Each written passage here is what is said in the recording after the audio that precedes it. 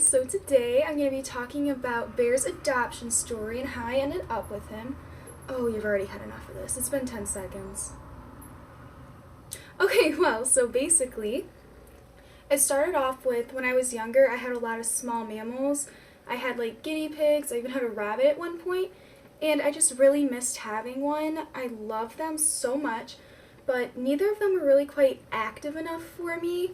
So I started searching for something that would meet my needs, and somehow I came across ferrets. So I did a ton of research. I had to make a PowerPoint presentation and a persuasive essay for my parents about why I should be able to have one. And obviously they said yes because I have Bear here. And so it was actually a really long process. They gave me permission to get one all the way back in October. I didn't adopt him until June.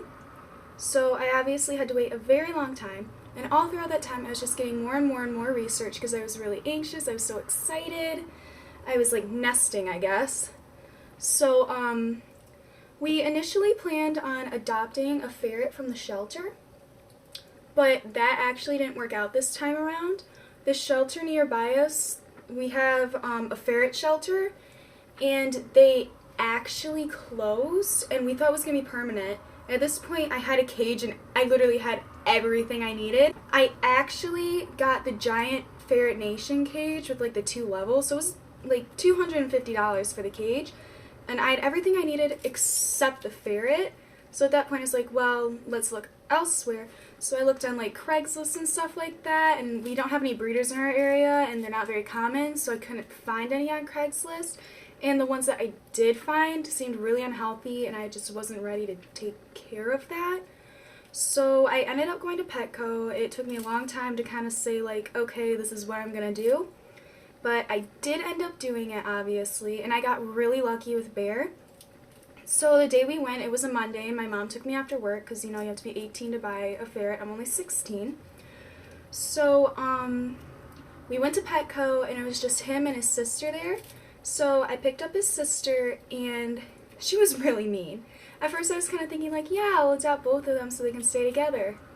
No, she was nasty.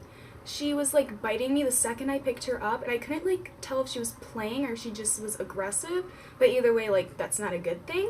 So I put her back and I picked up Bear, and he was just literally the sweetest little boy from the second I picked him up. And I was actually really happy he was a boy. I kind of wanted one because they tend to be more chill as they get older. The girls kind of stay feisty. I wanted a little bit of a relaxed, laid-back dude. Yeah, as you can tell, he's pretty chill right now. And I actually came up with the name Bear before I picked him out. I had like a huge list going on of names, and most of them were like trendy names. I wanted to name him Oliver initially, but I ended up not going with that. Literally the second I picked him up, I thought, your name is Bear, and it actually fits because he looks like he has bear paws, and I don't know, he looks like a bear to me. We did play around with other bear names. We thought about Baloo from the Jungle Book, and I did almost name him Grizz, like Grizzly Bear, because I love Netflix's The Society. I was like, that's a cute little play on the name Bear, but you know, I stuck with Bear. It fit him.